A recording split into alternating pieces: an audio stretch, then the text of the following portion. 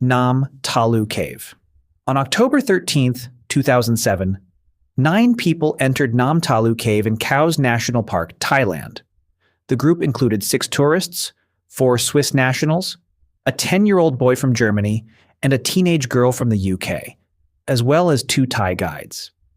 The cave is known for its scenic passages filled with shallow water. During the dry season, guided tours are common, but this tour took place in the middle of Thailand's rainy season. The group entered the cave shortly after noon. The weather at the entrance was stable. No rain had fallen in the area that morning, and conditions seemed safe. However, rainfall had occurred further upstream in the nearby mountains where the cave's worst begins. Because Nam Talu is part of a complex drainage system, it is highly sensitive to upstream flooding. As the group made their way through the cave, they followed a stream passage that grew deeper. The guides noticed that the water level was slowly rising, but they continued deeper. Minutes later, a flash flood surged through the tunnel. The water rose quickly and flooded the narrow sections of the cave. Panic broke out. One of the guides instructed the group to climb a slope toward higher ground. Some managed to reach safer areas. Others were caught in the current. The water filled the tunnel within minutes, leaving no airspace in sections. The narrow passageway gave the group no room to escape. 8 of the 9 people inside the cave drowned. Only the British teenager survived by climbing onto a narrow ledge above the water. She waited there for more than 16 hours before being rescued by a search team. The other tourists and both Thai guides were found dead. Among the victims was the 10-year-old boy from Germany. The incident drew national attention. Authorities closed the cave and later issued a seasonal closure order. From June to November each year, the cave would remain off-limits due to the risk of flash flooding. Signs were installed at the entrance to warn visitors. Local tour companies were instructed not to conduct tours during this time. For more than a decade, the seasonal closure was respected, but enforcement was inconsistent. Some tour operators quietly resumed cave tours during the rainy months if surface weather conditions seemed safe. In many cases, the risk was underestimated. On August 6, 2024, another group entered the Nam Talu Cave despite the official closure. The group included 22 tourists and 2 Thai guides. The weather at the time appeared normal. It had rained the previous evening, but the skies were clear that morning. The group began their tour in the afternoon. At around 5 p.m., while the group was exiting the cave, a flash flood struck. Water from upstream had reached the cave system and rushed through the narrow tunnel. The force of the water trapped the group inside. Thai rescue teams were dispatched quickly. They were able to extract the tourists and one of the guides. However, the second guide, a 37-year-old man, was swept away by the current. His body was found several hours later. He had been helping others escape when the flood overwhelmed him. An investigation followed. The Park Service confirmed that the cave had been closed at the time. The tour company responsible had violated the seasonal closure policy. Legal action was taken against the operator for negligence. After the 2024 incident, park officials strengthened safety measures. Despite these efforts, concerns remain. Some local operators continue to minimize the risks. In a region where tourism is a major source of income, there is pressure to keep popular attractions open. Visitors unfamiliar with the cave's history may not understand the danger. The Nam Talu cave disasters are among the most avoidable cave deaths in recent memory. Schroers Pants Cave. On February 13, 1965, 3 members of the Boston Grotto Club arrived in the small town of Dollarville, New York. Their goal was to explore a cave in the foothills of the Adirondacks, known as Schroers Pants Cave. The group included 23-year-old James Mitchell, a chemist from Massachusetts, nurse Hetty Miller, and Harvard graduate student Charles Bennett. Before entering the cave, Mitchell visited George Lyon, a local man who, together with Herb Schroeder, had discovered the cave in 1947. Lyon provided them with background information on the layout of the cave, but no one warned them about the conditions inside. Temperatures had hovered around freezing earlier that week, leading to increased runoff. Ice-cold water was now pouring through the cave's passageways. Despite this, the 3 cavers entered.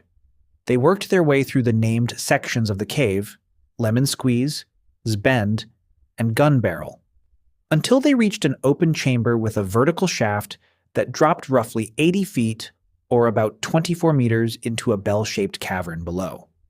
Mitchell was the first to attempt the descent. He clipped into his safety lines and began lowering himself down, but something went wrong. He stopped partway down and appeared to be in trouble.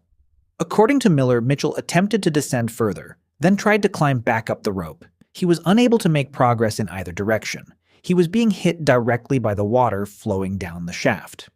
Rescue reports estimated that about 10 gallons or 38 liters of freezing water were landing on his head every minute. The cold quickly became a serious factor. Mitchell's strength began to fade. His voice became weaker. Eventually, he stopped speaking altogether. Bennett and Miller tried to pull him up. They spent 45 minutes struggling with the rope but couldn't lift him out.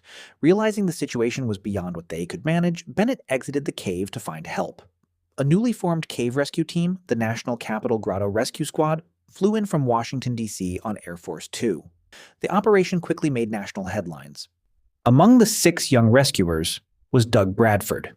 None of them had experience with an actual cave rescue, but they had trained for similar situations. They made their way into the cave and reached the shaft. Their first attempt was to pull Mitchell up by the rope, but it was immediately clear that he was no longer alive. Bradford later explained that Mitchell's body was limp and that they quickly understood it would now be a recovery effort. The team worked on widening parts of the cave. They spent 3 days trying to make space to bring the body out, but during one of their rigging attempts, part of the shaft collapsed. Dirt and debris began falling down into the cave. It was no longer safe to continue.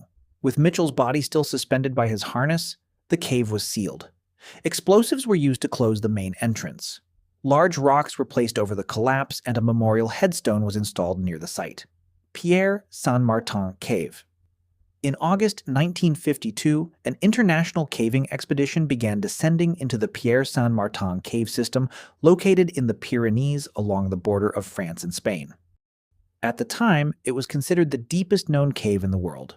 Among the team was Marcel Loubens, a 33-year-old French engineer and experienced cave explorer. He served as the second in command of the expedition, which was led by Belgian Professor Cousins. The team had spent nearly a week underground setting up rope ladders, exploring new passages, and mapping vertical shafts deep inside the mountain. On Wednesday, August 27th, after 6 days underground, Loubens was being hauled up through a vertical shaft as part of the ascent out of the cave. He was suspended by a steel cable attached to a winch system, but just as he was being lifted up the final stretch, the cable snapped. Loubens fell 130 feet or almost 40 meters straight down a rock slope into the shaft.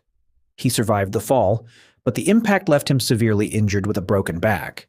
He lost consciousness shortly after hitting the ground and fell into a coma. He was now lying 1,260 feet or 384 meters below the surface, inside one of the deepest parts of the cave system. Despite the immense difficulty, a rescue operation was launched. Team members climbed down rope ladders to reach him. A doctor descended into the cave to assess his condition, working by headlamp and candlelight in the cold, damp chamber where Loubens lay unconscious. Despite the risks, a blood transfusion was performed in the cave. An extraordinary attempt at underground medicine, the rescue team stabilized him as best they could. Over the next 2 days, they attempted to hoist him slowly back toward the surface using a manual winch system, but the shaft was narrow and conditions were dangerous. As the rescue progressed, rocks began to loosen inside the shaft. Falling debris now posed a danger not just to Loubens, but also to the cavers working below. On the evening of August 29th, after nearly 36 hours of rescue efforts, Marcel Loubens died underground. The Georges Bougrotta Cave Tragedy. On February 6, 2014, 5 experienced Finnish cave divers prepared to enter one of the most dangerous underwater cave systems in Europe. Pluragrotta, also known as Georges Bougrotta, located in northern Norway. Their goal was ambitious: dive through a 420-foot or 130-meter deep submerged passage, reach the other side of the mountain, and surface in a distant dry cave chamber. It was a journey that required precision, discipline, and perfect coordination. Each diver carried a closed-circuit rebreather, a high-tech breathing system that recycles air to allow deep dives for extended periods. The group was well prepared, but this cave had claimed lives before. The tunnels were narrow, the water near freezing, and the depth pushed the limits of human endurance. At first, everything went smoothly. The divers followed a fixed guideline that led through the submerged passages. They moved in a staggered formation, each managing their own buoyancy and trim in total darkness. After navigating through tight restrictions, they reached the deepest part of the route, where visibility dropped and the tunnels grew more unstable. Then, something went wrong.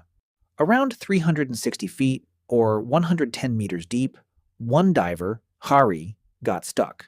It was in a narrow restriction between two rock walls, a point in the cave where movement was tight even in perfect conditions. He became wedged, unable to go forward or back, and his rebreather began malfunctioning. In moments like this, panic is fatal. Another diver, Patrick, tried to help, but the tunnel was too narrow for both of them to maneuver. Visibility was dropping fast and the water temperature was just above freezing. Silt from the cave floor filled the tunnel, and now both men were blind. Jar's breathing became frantic, and soon his mouthpiece slipped out. Patrick tried desperately to hold on to him to insert the backup regulator to free his partner's arm, but the effort failed. He had to make a choice: stay and die with him, or leave and find help. He left. Back at the surface, the remaining divers began to realize something was wrong. Two men were missing. Emergency services were contacted, and within hours the Norwegian police closed the cave. The bodies, they said, were unreachable, but the team didn't accept that. A few weeks later, a new plan was made in secret. A team of Finnish divers, including close friends of the deceased, returned to the cave against official orders. Over the course of 100 hours, they penetrated the deadly system again, this time solely for recovery. They worked in total silence, inching their way through the tunnel, navigating the same restrictions that had claimed their friend. When they reached the spot where Jerry had died, they found his body still suspended in the narrow passage. His rebreather was flooded, his arms still in the same position as when he had last tried to escape. Behind him, deeper in the cave, they found Diver 2, believed to be Kai, who had died while attempting to reach or help Jerry. His equipment was mostly intact, but he had run out of breathable gas long before help could have arrived. After carefully securing the bodies and extracting them through some of the tightest passages in the system, the team brought their friends home. It was one of the most difficult recovery dives in history, documented in the 2016 film Diving into the Unknown.